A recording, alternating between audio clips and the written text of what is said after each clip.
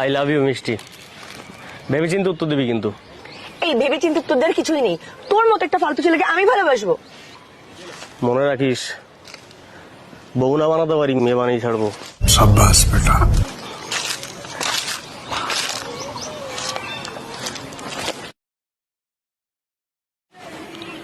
হ্যাঁ ডার্লিং, তুমি খেয়েছো?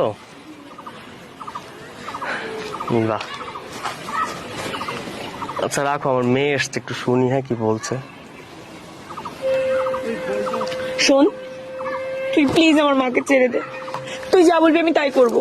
তোকে আমি খুব ভালোবাসবো, প্লিজ। তোর জন্য আমার মামার বাবাকে ডিভোর্স দিতে রাজি হয়ে গেছে। প্লিজ আমার মাকে ছেড়ে দে, প্লিজ। তখন বলেছিলাম ভেবে চিন্তে উত্তর দিস, বাবা বলে ডাক।